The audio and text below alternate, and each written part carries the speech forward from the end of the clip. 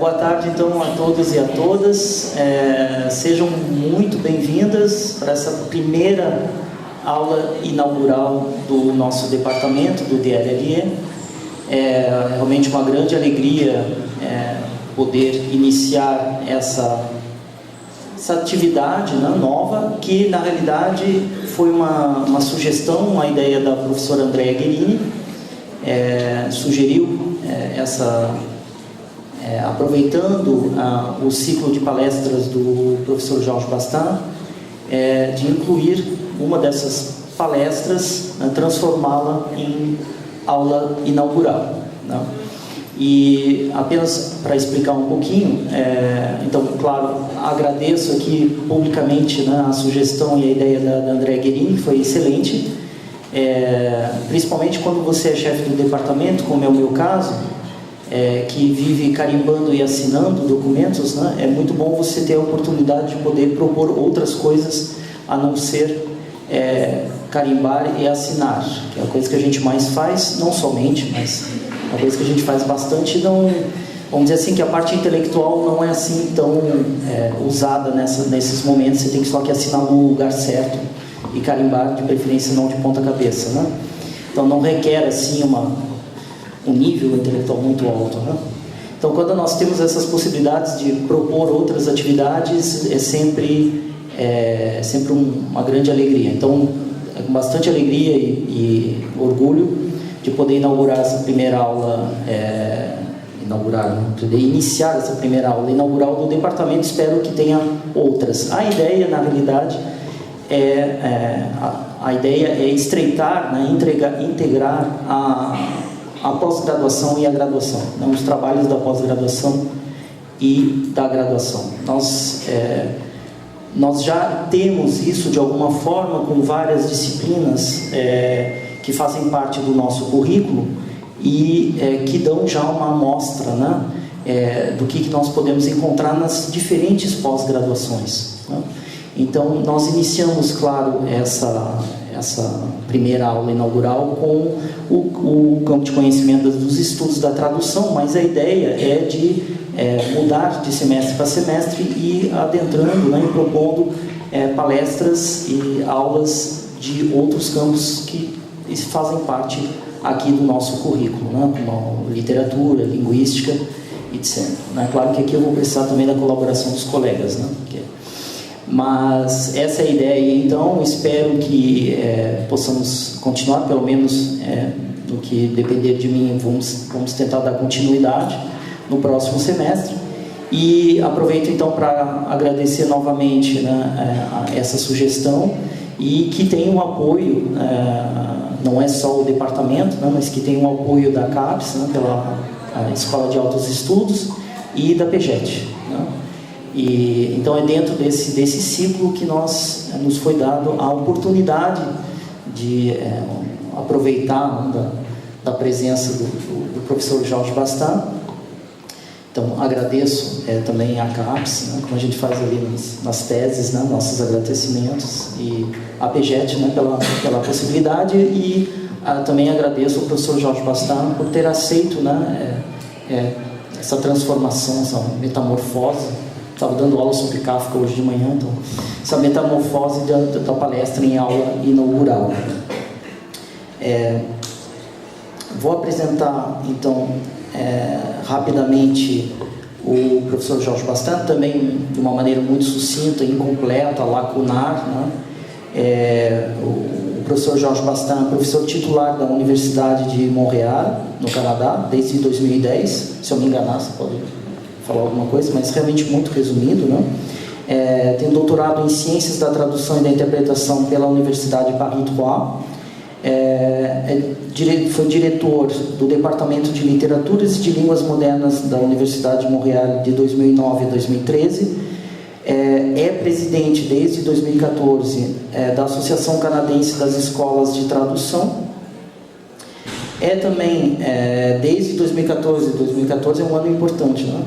Diretor da revista Meta, ou Meta, Journal de Traducteur, que, como a professora Andrea Guerini comentou, foi fundada em 1955 pela Associação Canadense dos Tradutores Diplomados, né, a ACTD, e é a mais antiga revista de estudos da tradução no mundo, em qualquer idioma.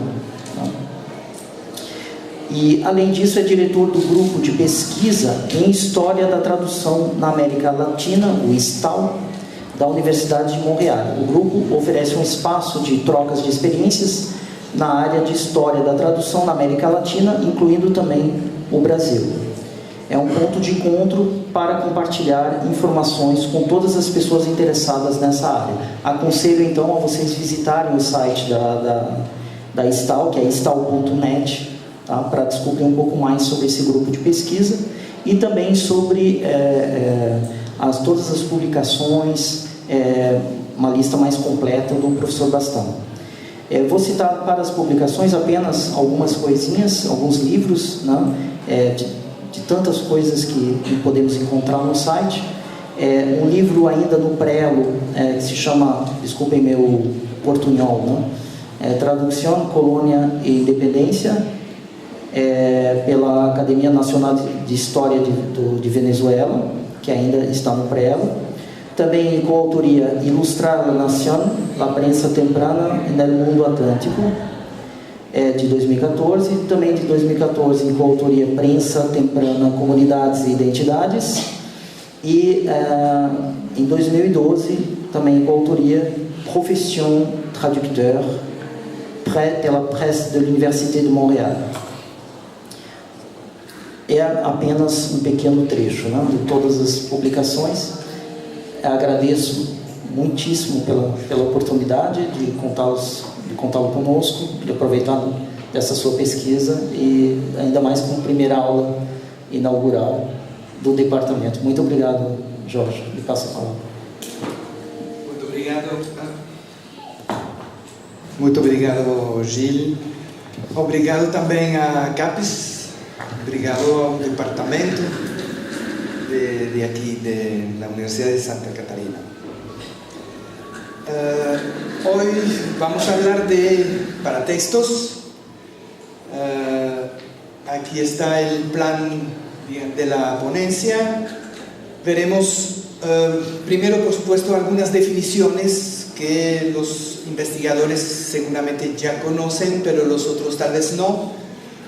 Y ejemplos concretos de traductores o de documentos que han tenido estos paratextos en general. Y cómo vamos a ver que la traducción sigue siendo una tarea muy individual, que los traductores tienen sus proyectos que explican y describen muchas veces en los paratextos, terminaremos hablando de la subjetividad. Los ejemplos van sacados de algunos trabajos que hemos hecho en el grupo de investigación ISTAL. Bien, entonces empezando con una definición de paratexto, que en realidad la autora Brigitte Lepinet lo llamó peritexto. Creo que es un error, hubiera tenido que llamarlo paratexto, como lo vamos a ver. Pero según ella, son todos los acontecimientos y fenómenos que acompañan la producción de un texto o conjunto de textos traducidos y su aparición en un contexto sociocultural receptor, el cual determina las características de la traducción y permitirá explicar su influencia.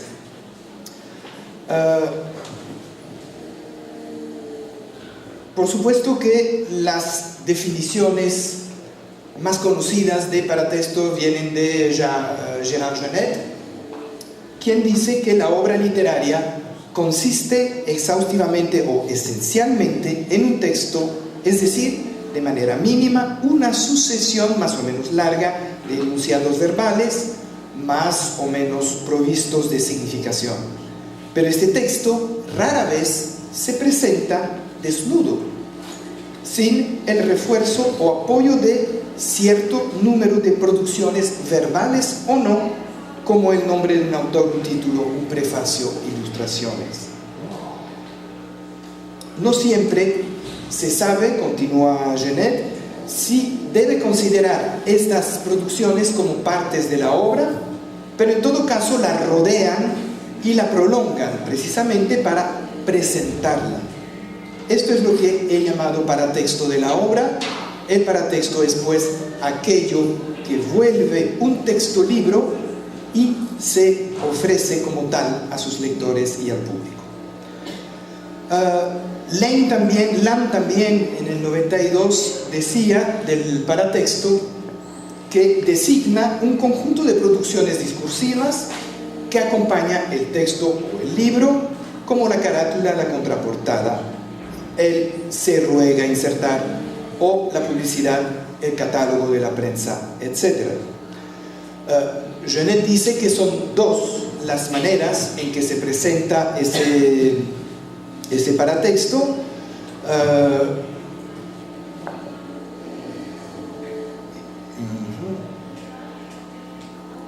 Sí, estas producciones pueden situarse de dos maneras, dentro o alrededor del texto, como la portada, el título, el nombre del autor, etc.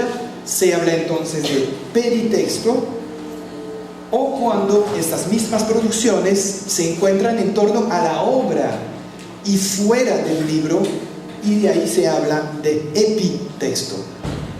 Y este epitexto puede ser público o privado, sea entrevistas, publicidades, un diario íntimo, una correspondencia, etc. El paratexto es pues la suma, digamos, del peritexto y del epitexto. El peritexto se encuentra alrededor del texto, mientras que el epitexto está alrededor del libro como tal. Bien, los paratextos pueden ser del autor como pueden ser del editor. El paratexto del autor se compone de dos conjuntos de producciones, como lo hemos visto: el peritexto, que comprende el nombre del autor, títulos, subtítulos, prefacio, etc., y el epitexto privado, que agrupa correspondencia, confidencias, diarios íntimos, etc. Un epitexto también público, que incluye diversas mediaciones, como coloquios, entrevistas, etc. En cuanto al paratexto del editor, pues se compone de lo que le corresponde al editor, su responsabilidad principal de editar un libro, y también puede presentarse de distintas maneras, pero suele ser en las portadas o contraportadas, o incluso un prefacio. Bien, ¿para qué sirve el paratexto? Un paratexto no es gratuito primero, y de la misma manera que el texto propiamente dicho, el paratexto cumple con una función. Dice nuevamente Genet: el paratexto, bajo todas sus formas, es un discurso fundamentalmente heterónomo, auxiliar, al servicio de otra cosa. Su función varía según se trata de elementos de peritexto o de epitexto, pero siempre cumple la función de influir o manipular. Su objetivo, su vocación es actuar sobre el lector e intentar modificar su representación o su sistema de creencia en esta dirección. Bien, entonces el título de un libro, de un texto, tiene una función, como la tiene el prefacio, las notas, las ilustraciones. Pero tienen ese objetivo común, que es informar, convencer, acertar o argumentar, con miras a obtener, digamos, la mejor recepción o la mejor acogida posible del texto y la lectura más pertinente en función de los intereses de quien escribe el paratexto. Creo que la única o una de las pocas estudiosas de la traducción, Gursaglar, de Turquía, que tiene uno de los primeros textos sobre traducción y paratexto, de las famosas, en el 2002, añade que dice Cousaglar que estos elementos tienen una fuerte influencia en la recepción del texto en un principio, es decir, antes de que empiece realmente el proceso de lectura. Muchas veces el prefacio se lee antes del texto y ahí es donde está la influencia.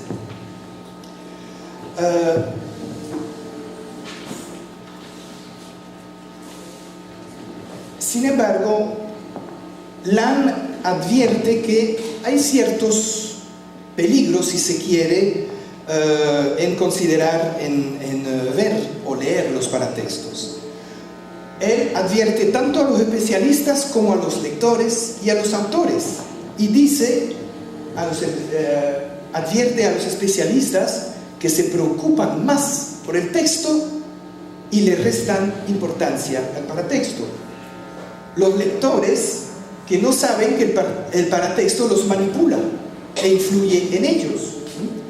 E igualmente a los autores que deben cuidarse de no extenderse muchas veces en los paratextos para no cansar al lector. Bien, todavía con por qué estudiar este paratexto, como vuelve a decirlo Genet, el estudio del paratexto constituye un previo a cualquier puesta en perspectiva histórica.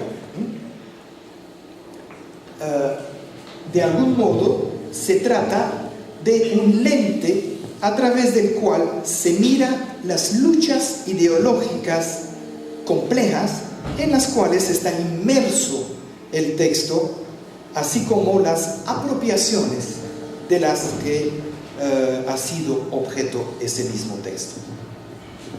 Bien, se estudian los paratextos y en traducción se estudian los paratextos para obtener una serie de informaciones para poder realizar una lectura informada del texto y encontrar a veces respuestas a las preguntas que nos vienen a la mente cuando analizamos el texto. ¿Por qué se eligió ese título a una obra? ¿Cuál es la ideología o el propósito del editor o del autor? ¿Por qué el texto ha sido manipulado? ¿Se puede tomar este texto tal como es o es preciso matizar su lectura? Los teóricos del paratexto en realidad le han dado a la traducción muy poca importancia. Y eso era un poco normal, ya que la traducción no suele ser considerada como un texto independiente, sino como la continuación de un original. Pero extrañadamente, Genet mismo indica que si bien decidió dejar de lado la traducción, dice que su pertinencia es innegable.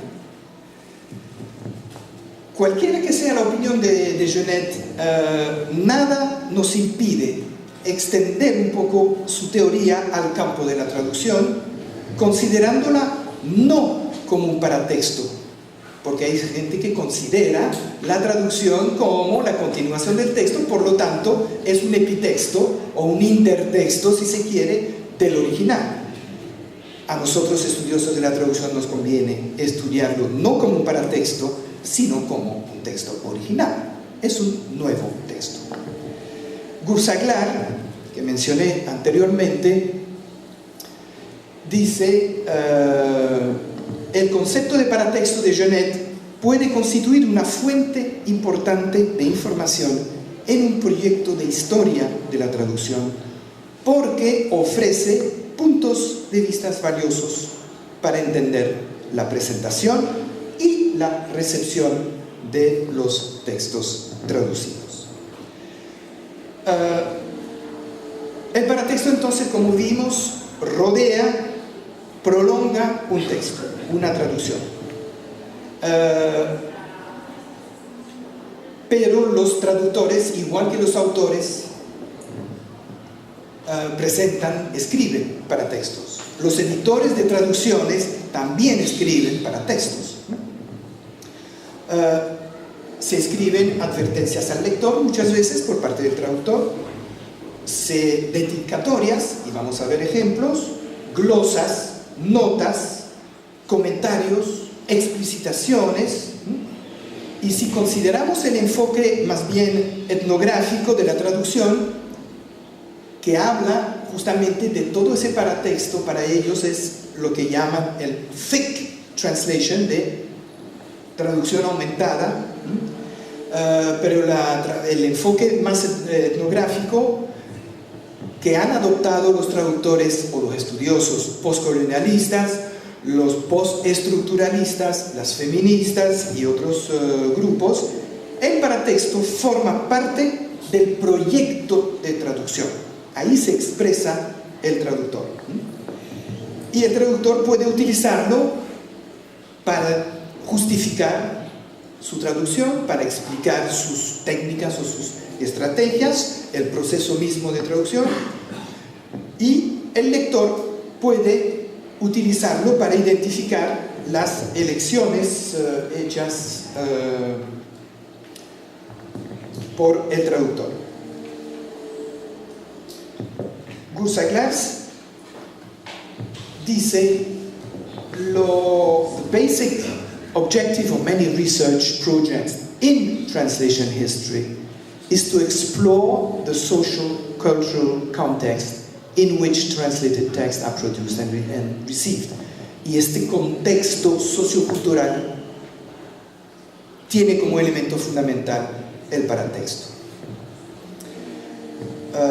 Veremos ejemplos de todo esto, pero antes es bueno ver cómo se relaciona los traductores y las traducciones y los textos originales a través del paratexto.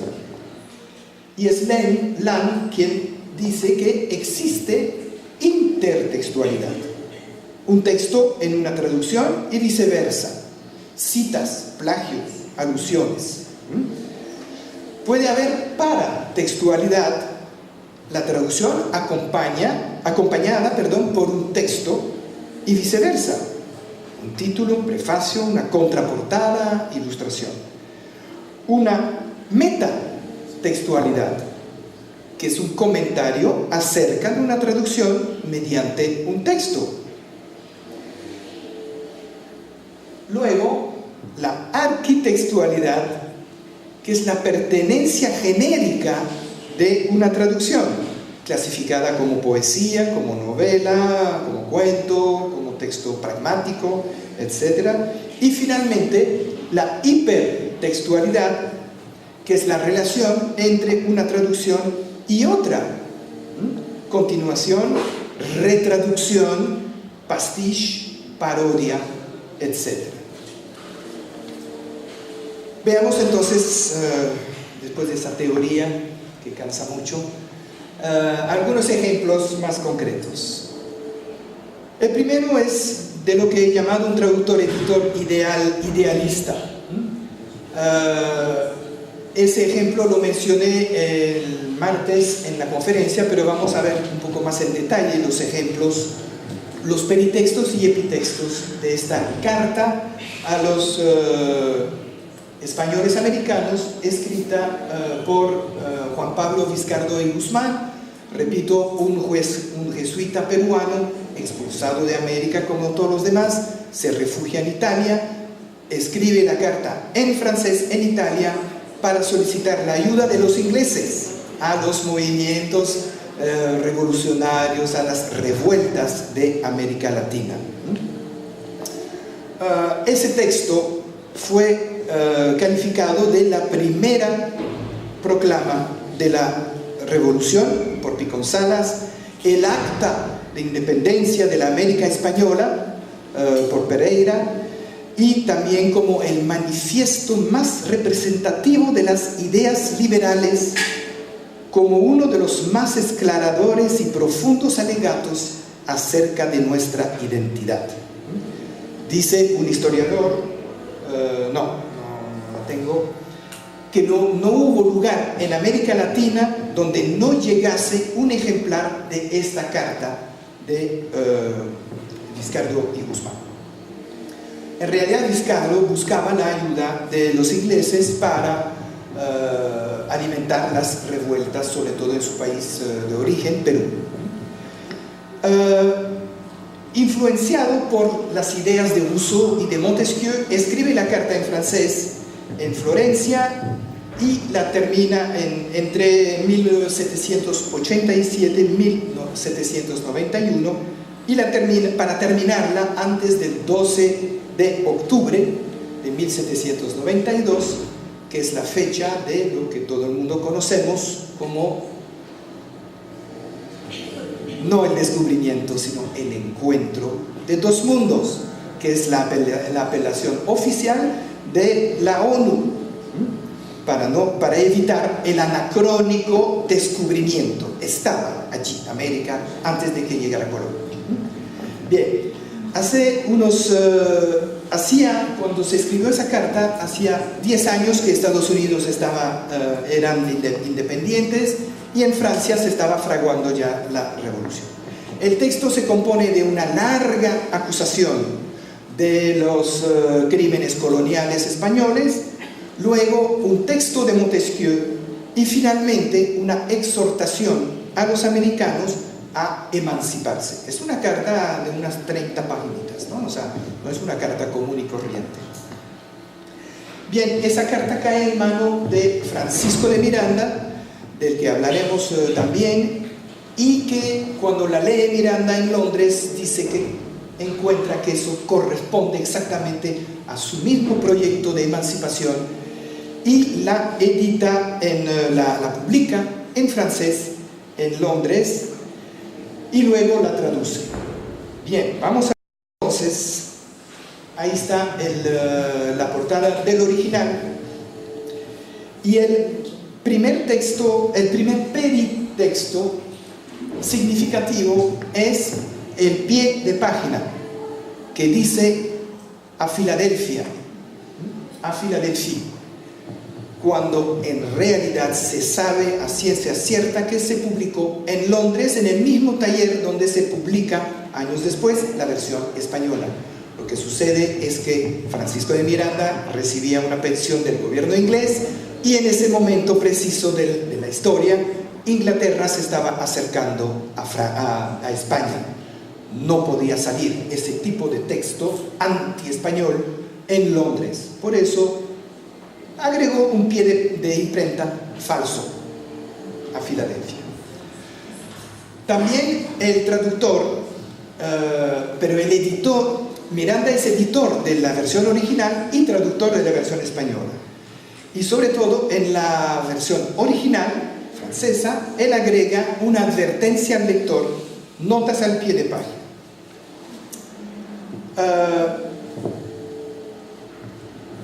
En realidad son muy pocos los testimonios que comprueban que fue Miranda quien tradujo esta carta. Hay unos 2 testimonios en la historia que dicen que por parte de su secretario Miranda la está traduciendo, pero no hay duda de que Miranda ha actuado con ese texto en varios aspectos. La advertencia al lector. O sea, esos son los peritextos, y vamos directo a la advertencia al lector. Dice: este precioso legado de un americano español a sus compatriotas sobre el objeto más grande y más importante que se puede ofrecer a su consideración. Está impreso conforme al manuscrito de la mano del autor mismo, y se podrá conocer por el estilo del original, que es un extranjero, que se explica en la lengua francesa sin ninguna especie de pretensión. El autor es don Juan Pablo Vizcardo y Guzmán, nativo de Arequipa, en el Perú, ex jesuita, muerto en Londres en el mes de febrero de 1798. En lo sucesivo se hará conocer el resto de sus interesantes manuscritos sobre la América meridional.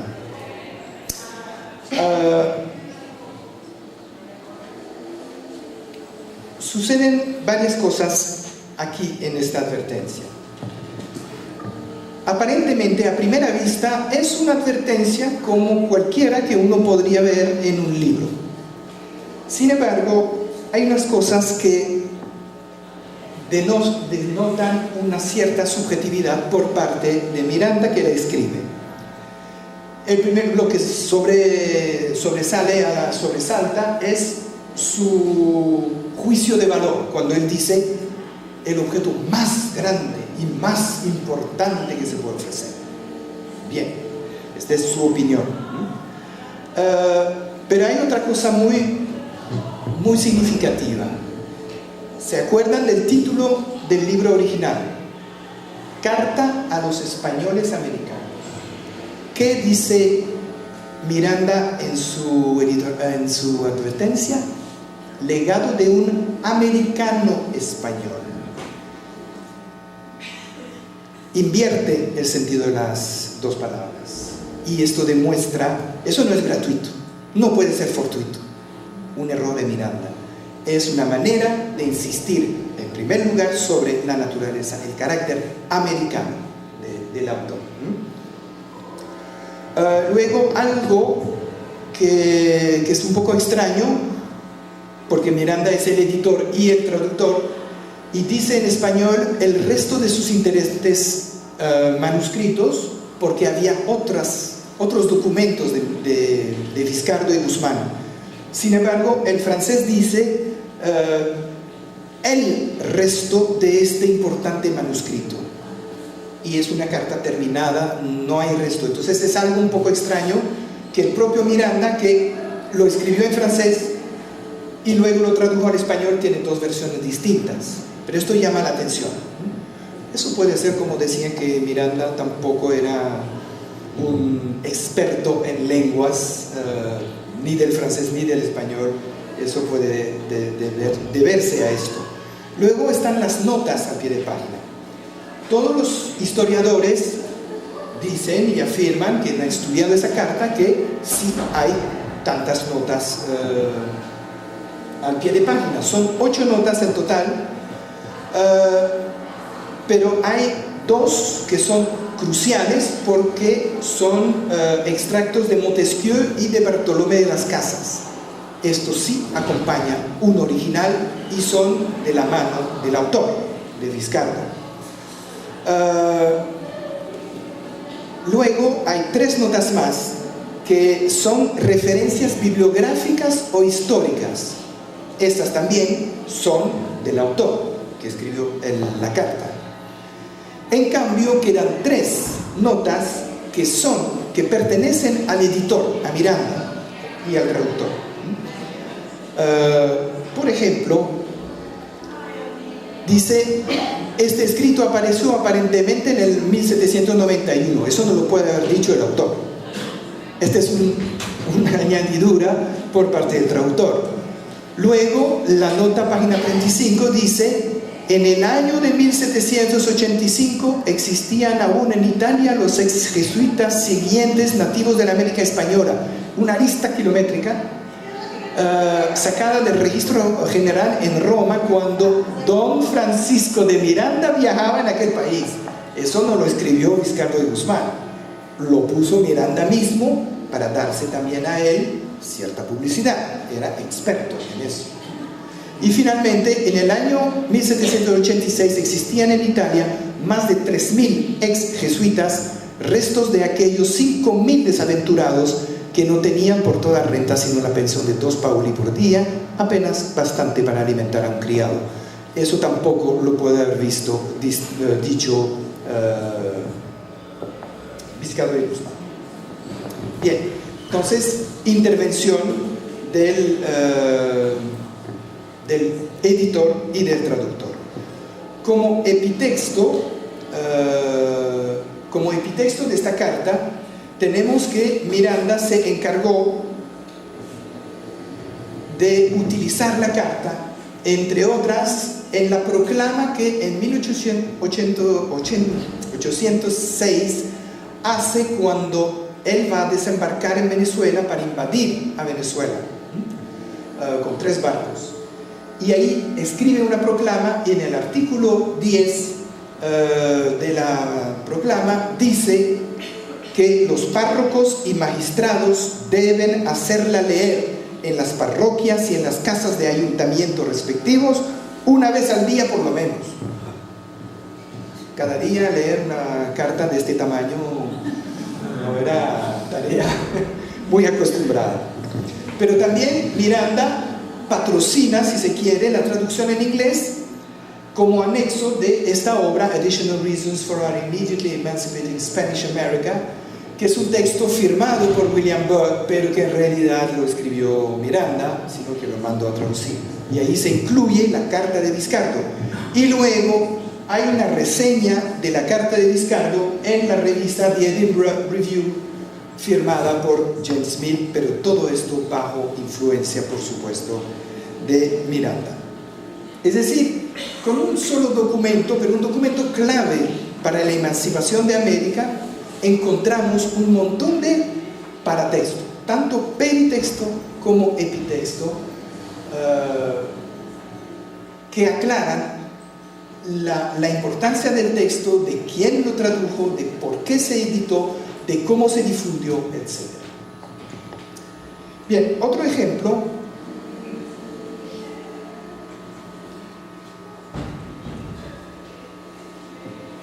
Un traductor que yo llamo comprometido con peri, epi, hiper e intertextos.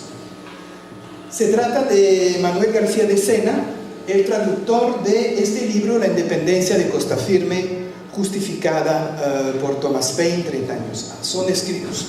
Es un libro del filósofo. Es una suma de extractos de libros de Thomas Paine que el traductor se dio a la tarea de reunir en un solo volumen para difundirlo a América en versión española. También García de Sena traduce La historia concisa de los Estados Unidos de John McCulloch. Bien,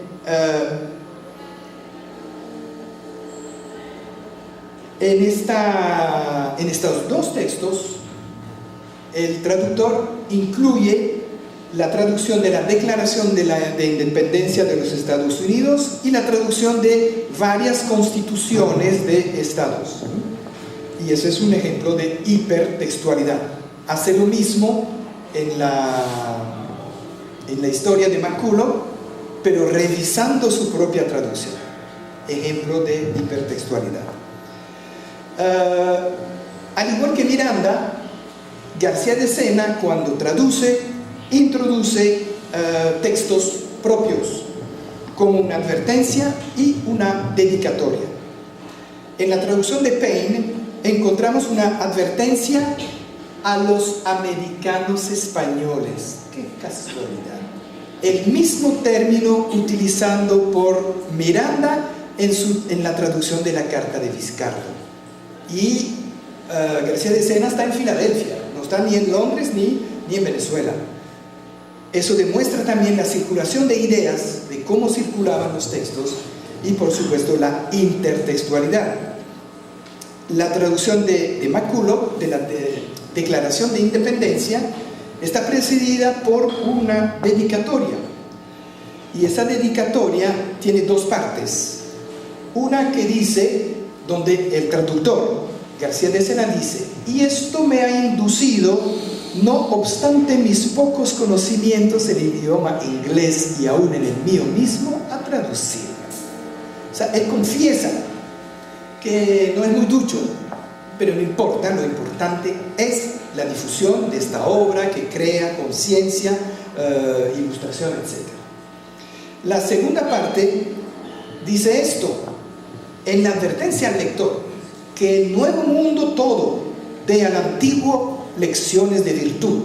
Feliz entonces cuando desde la tierra fría del labrador hasta el más apartado cabo de la del fuego no se vean en él sino congresos a quienes pueda decirse dignamente: pueda este gran monumento erigido a la libertad servir de lección a los tiranos y de ejemplo al oprimido. Esto demuestra lo comprometido que ese traductor era con su público que él esperaba que alcanzara a toda América, y de hecho el libro de Payne circuló ampliamente en todos los países de América Latina. Pero un peritexto que es muy significativo también es una nota de pie de página a la traducción de la Declaración de Independencia, y dice así la nota que puso el traductor: a todo esto se puede añadir, en favor de los americanos del sur y con relación a los últimos gobiernos de España en Europa, ellos nos quieren gobernar sin más derecho que el que tenemos nosotros para gobernarlos a ellos. O sea, imagínense esto en un texto como una declaración de independencia, donde mezcla Estados Unidos con América, con España. Y finalmente, él agrega también dentro del texto mismo de traducción, agrega comentarios o glosas, como por ejemplo dice, para la mejor comprensión de los lectores hispanoamericanos, cuando hacen glosas. Y como epitexto interesante está la carta que él escribe a su hermano, donde él dice: cerciorado por su lectura de no contener una sola palabra contraria a nuestra religión, tenga un libre pasaje entre mis conciudadanos. Porque, como lo expliqué el martes también, el texto de Payne no se refiere, entre otras cosas, en la división de poderes entre iglesia y funcionarios públicos, cosa que en América no se podía distinguir de esa manera, ya que los cargos religiosos también eran cargos públicos, y el respeto de esas ideas religiosas fundamental para los hispanoamericanos. Otro ejemplo es de los textos religiosos. Los peritextos de los catecismos, que son en la mayoría de los casos introducciones, prefacios, pero también ahí encontramos comentarios acerca de las lenguas, de las culturas, de los locutores, y revela un poco ese desencuentro, los obstáculos que encontraron los misioneros cuando llegaron a América para evangelizar. Entre otras cosas, y es una sola cita, pero que demuestra un poco la estrechez mental que tenían de la lengua española. Decía: les falta 5 letras de nuestro alfabeto, decía un español, que son B, D, F, L y R, que a mi ver la B significa el defecto de la verdad, son mentirosos. La vergüenza, andan desnudos. La D, falta de conocimiento de Dios. La F, falta de fe. La L, viven en algunos ritos y ceremonias de la ley natural. Y la R significa no tener rey que universalmente los gobierna. Hay muchos comentarios, no tan fuertes como este, pero sí que demuestran todos los obstáculos que encontraron los misioneros para entender esas lenguas y esas culturas y marcar la diferencia con la de su rey, de España. Pero los paratextos de los 23 catecismos que tuve la suerte de poder examinar en español, porque yo no leo las lenguas indígenas, pues permiten entender todo el proceso de traducción de estos textos y el control ejercido por la Iglesia sobre estos textos. Eran doctrinas, eran compilaciones de enseñanza, instrucciones, catecismos, libros de confesión, libros de oraciones. Ahí está. Y los peritextos que nos interesan, esos textos requerían autorización para publicarse, y se otorgaba esta autorización después de un largo proceso, a veces muy complejo, que podía tomar años. El proceso es el siguiente: el autor o el traductor debía ser reconocido como especialista de la lengua y se consultaba a expertos para comprobar que el traductor sí sabía la lengua. 2.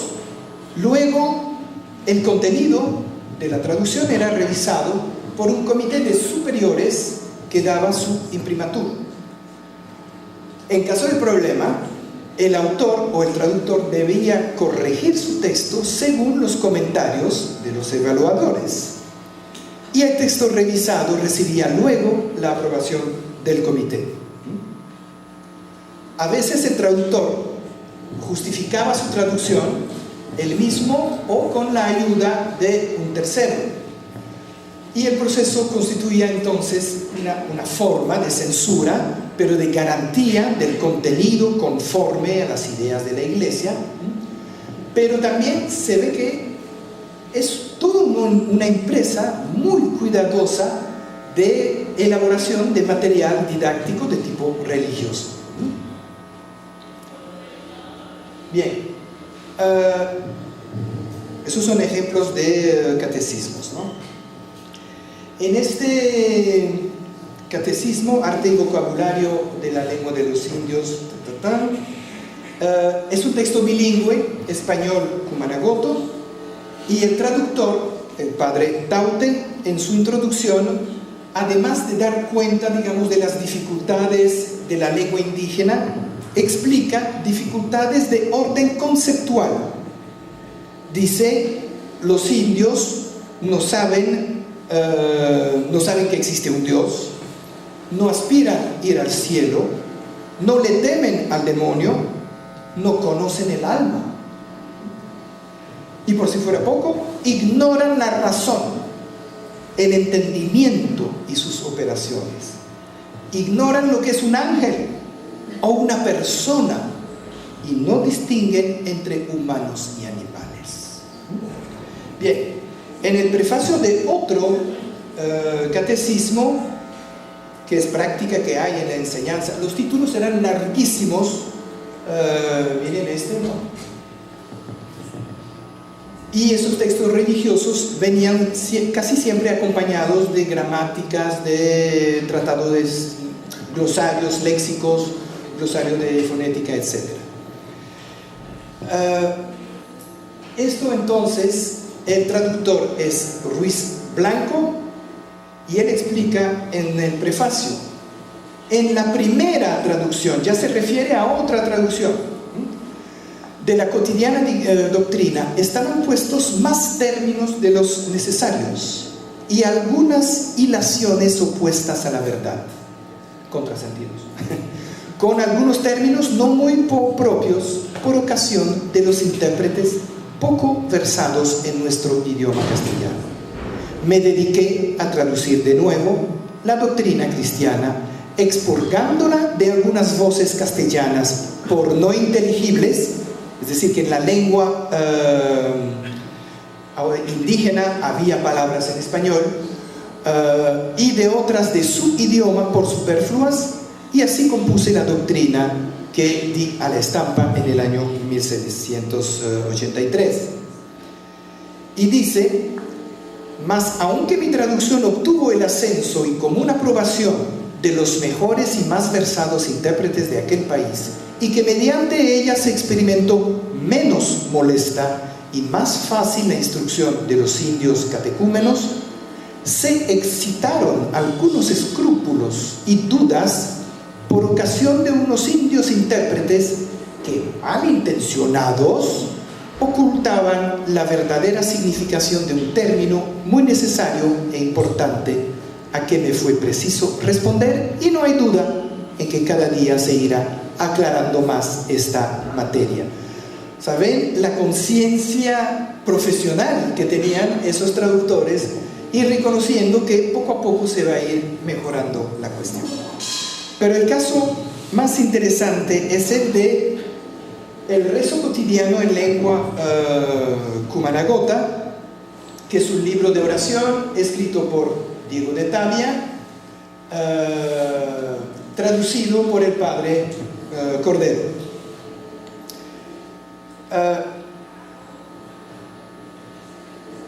Es un ejemplo, uno de los pocos textos escritos, perdón, es un texto escrito en lengua indígena y traducido del español. La versión española tuvo muchos problemas antes de poder difundirse por la censura que hizo otro misionero, un tercero, que decía que había ciertos reparos que encontró en la traducción del indio al español. Un franciscano, Antonio Caulín, se dedicó a corregir esa traducción y defender el original para poder utilizarlo en la evangelización. Y lo hizo mediante un expediente voluminoso que presentó al Consejo de Indias en 1761. Miren lo que él dice para argumentar de la nueva traducción. Ningún teólogo ignorante de esta lengua tiene derecho a opinar acerca de este catecismo. ¿Qué está diciendo? Que el comité de superiores no sabía Kumanogoto, entonces, ¿para qué se meten? ¿Por qué se meten? Las objeciones del padre Puga, que es el que se opuso, solo se refiere a la versión española que hizo el padre Cordero, de cada una de sus cláusulas, construyéndolas palabra por palabra, no debiendo ser, sino de sentido en sentido, como hizo San Jerónimo, y aconseja a los intérpretes. Es increíble que un franciscano ahí esté hablando de San Jerónimo en el prefacio de su traducción. Segundo, el catecismo utilizado en las misiones es el mismo que el empleado en España. Y para probarlo, el tercero, Caulín, presenta su propia retraducción, que él dice de libre de los reparos de la material construcción de Cordero y añadido algunas voces más propias, etc.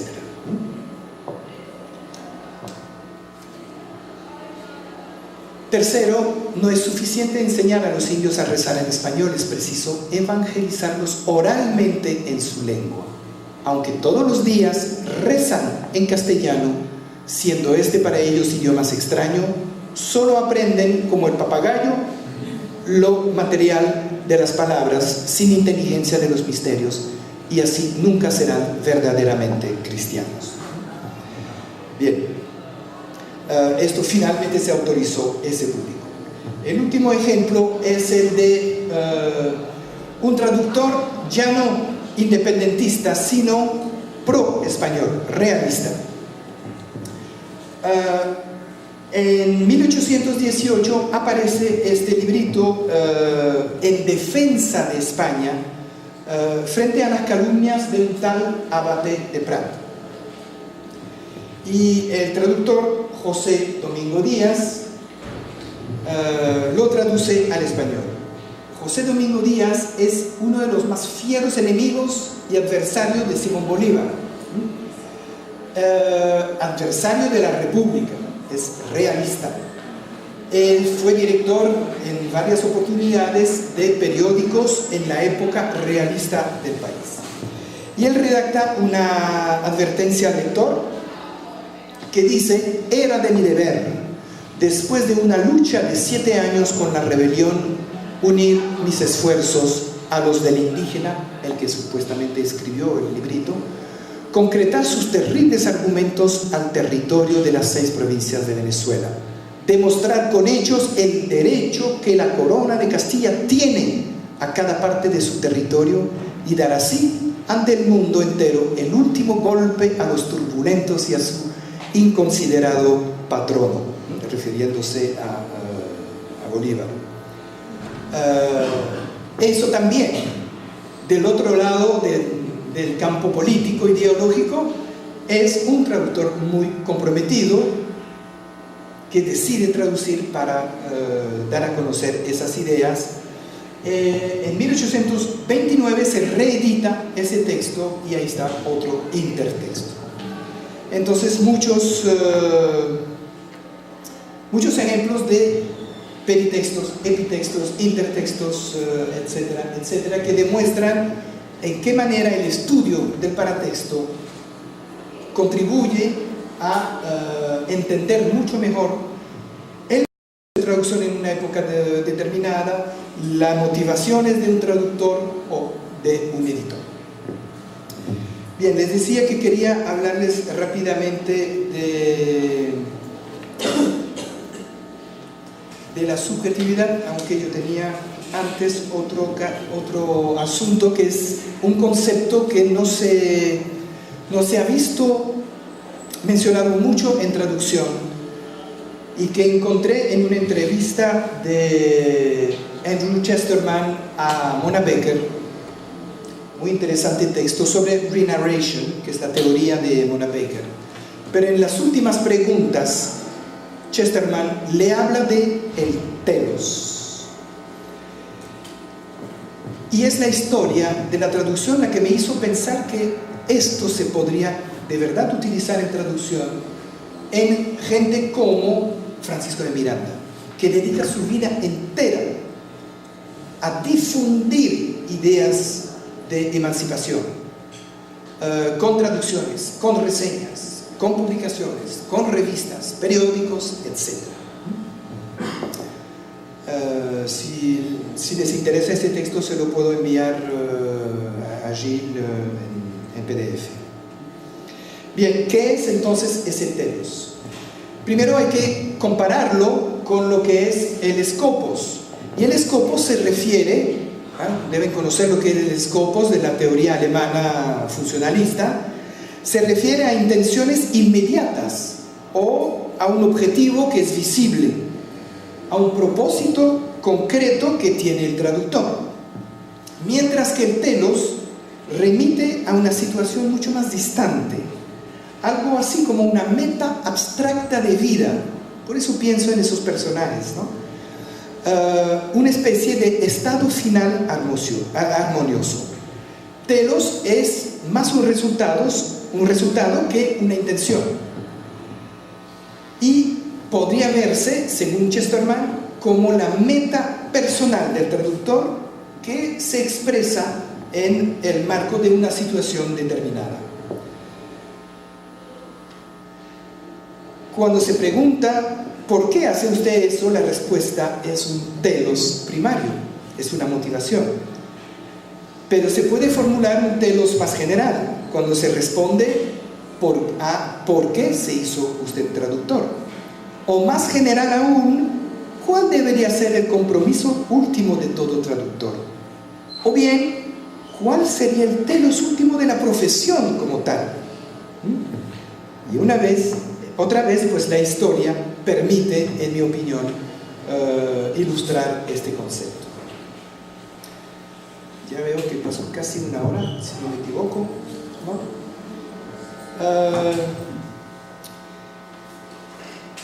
El asunto de la subjetividad, porque al fin y al cabo vemos que todos esos paratextos son la traducción del compromiso de los traductores, de su proyecto de traducción y al fin y al cabo de su subjetividad, ¿no?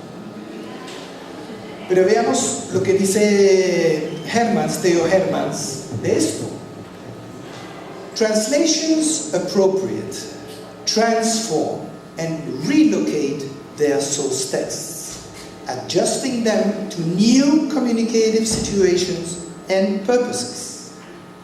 The anterior text to which a translation refers is never simply the source text, even though that is the claim which translations commonly make.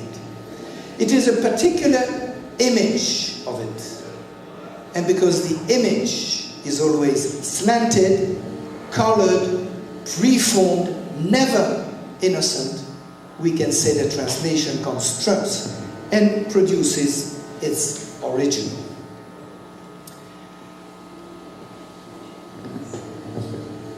Y también es curioso que el traductor que se acerca a la historia de la traducción y a los discursos historiográficos, pues se topa con que a veces esos mismos discursos historiográficos limitan o incluso falsean la comprensión de los hechos históricos, tal vez porque los historiadores no recurren a observar ese proceso de traducción y no lo problematizan.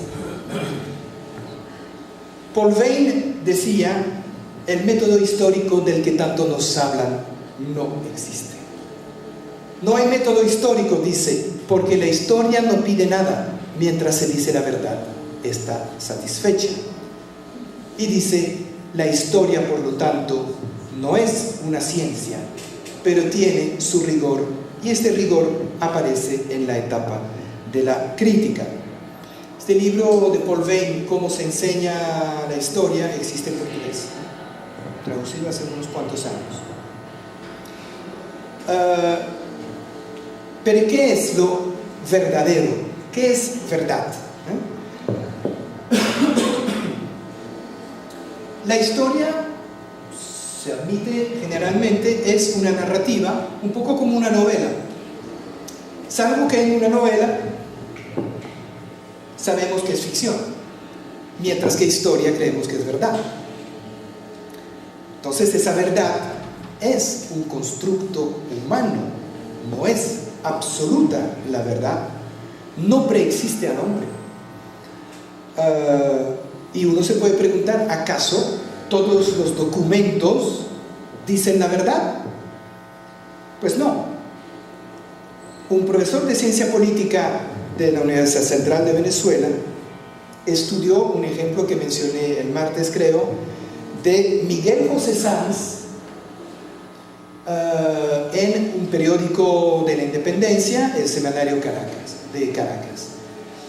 Esos textos escritos por Sanz en varias entregas del periódico eran traducciones de Adam Ferguson, The Essay on History on Civil Society, casi literales. Pero muchos son los historiadores venezolanos, entre otros, quienes interpretaron el contenido ideológico y político de esos escritos de Sanz como la representación de la emancipación netamente venezolana, cuando venía de Estados Unidos, y consideraron, por supuesto, a Sanz como uno de los más grandes exponentes de la emancipación venezolana. Entonces, hay que matizar esto. Y uno se pregunta, pero ¿por qué? ¿Qué pasó? Y dice Falcone, profesor de ciencia política, ¿a qué atribuir que durante tantos años esta situación pasara desapercibida? En primer lugar, porque solo muy recientemente comienzan los estudios formales sobre teoría política en el país. Y es apenas desde la década de los 80 cuando se comienza a trabajar la relación texto, lengua, contexto en los ámbitos de la teoría política. Eso es importante, la relación texto, lenguaje, contexto. Y es lo que nosotros los traductores hacemos todos los días.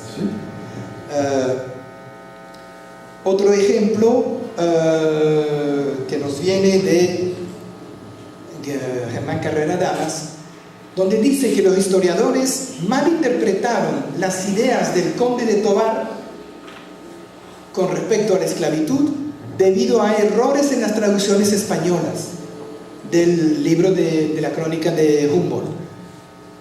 Es decir, que los historiadores toman como pan comido, como verdad, las traducciones, sin preguntarse cómo está hecha, quién la hizo, está bien, no está bien, está completa, etcétera, etcétera. También podemos preguntarnos a aquellos que trabajan con los archivos, ¿acaso esos archivos dicen la verdad? Difícilmente uno va a decir que no. Claro, si yo tengo el documento allí, ¿es verdad? Pues no, porque los archivos ni contienen la totalidad de los documentos relacionados con lo que yo estoy buscando. No tiene todo, es solo una parte. Tal vez me falta lo más importante. Entonces ese archivo, muy limitado. Los documentos que allí se encuentran son ajenos no son ajenos a procesos de selección determinados, sucediendo incluso que la información disponible se encuentre politically controlled by the archivist. Es que quien los puso allí tenía su proyecto de archivismo. puso allí todo. No todo lo que yo busco, solo lo que a él le pareció que había que poner allí. Entonces es muy relativa la verdad de los archivos, que eso no nos impida trabajar con archivos, ¿no? Pero para ver que ese concepto de verdad es bien relativo. Otro ejemplo que nos ha permitido a nosotros, estudiosos de la traducción, corregir afirmaciones por parte de historiadores es un documento que llegó sin fecha, sin firma ni pie de imprenta. Y el historiador Pedro Grases, muy famoso, dice: es inmediatamente posterior al 5 de julio de 1811, que es la fecha de independencia oficial de Venezuela, pues lleva la noticia de los habitantes de ese hemisferio que Venezuela ha entrado ya en el número de las naciones libres de América. ¿Qué sucede? El historiador toma este texto como es, interpreta una frase y dice: pues no hay fecha, pero está claro que si Venezuela entró en el concierto de las Naciones Libres es posterior a la independencia. Es lógico y es coherente. Sin embargo, nosotros, estudiando la prensa de esa época, buscando de dónde venían los artículos de la Gaceta de Caracas, encontramos un periódico inglés redactado en francés que se llama L'Ambigu, que publica ese mismo manifiesto el 30 de junio de 1810, más de un año antes. Y además nos conseguimos que la Gaceta de Caracas publica el mismo artículo traducido del inglés el 14 de septiembre de 1810. Entonces no puede ser de 1811, porque resulta que el 19 de abril de 1810 fue cuando el Cabildo de Caracas decidió romper con España. No fue independencia oficial, pero sí fue un corte magistral y el primer gesto independizante de América. Fue el 19 de abril de 1810. Lo interesante también de esto es que en el Ambigu, no lo tengo aquí, en el Ambigu hay una palabra que dice, el redactor del Ambigu es pro-español, anti-independencia, ¿no? Y él dice que en el manifiesto que hay una revolución. Y en la traducción española de la Gaceta de Caracas dice resolución, una sola letra. ¿Por qué? Porque se refiere a un manifiesto que fue hecho en abril, no en junio ni en septiembre, sino en abril en Caracas, que hablaba de resolución y no revolución, pero visto desde el punto de vista inglés, pro-español, era revolución. Bien, está también el hecho finalmente que los historiadores también traducen, pero rara vez problematizan el proceso ni las condiciones de traducción, como dice Gertrudis Payás. Y dice ella, es una práctica que se asemeja a la de la historiografía, para la que las fuentes son transparentes y hablan por sí solas, y no son transparentes, no hablan por sí solas con la condición de estudiar ese contexto que muchas veces está en los paratextos. Y dice Gertrudis Payás, paradójicamente, el hecho de que se trate de una traducción es un argumento de autoridad y de legitimación del nuevo texto entre los historiadores. Ellos mismos tradujeron los escritos indígenas, hablábamos anteayer de Popol Vuh, pero ¿y cómo lo hicieron? Entonces pareciera que su traducción es la verdad, cuando hay otro texto anterior que no sabemos cómo se hizo. La traducción en manos del historiador estaría entonces exenta de todas las sospechas que es objeto en todas partes. Todo el mundo dice, una traducción, cuidado. Ah, no, para los historiadores eso es verdad. Ese es el Evangelio. Bien, entonces, hasta aquí espero haberles mostrado el interés de estudiar, de dedicarse realmente al paratexto, no limitarse al peritexto, lo que está alrededor del texto, sino ir a ver fuera, al epitexto, a lo que llamamos la recepción, que son estudios difíciles de hacer. Pero saber cuántos ejemplares se imprimió de la Carmañola en español o del texto de Paine es importante porque da una idea del impacto que tuvo esa traducción en el mundo en tal momento de la historia. Bueno, entonces hasta aquí, muchas gracias.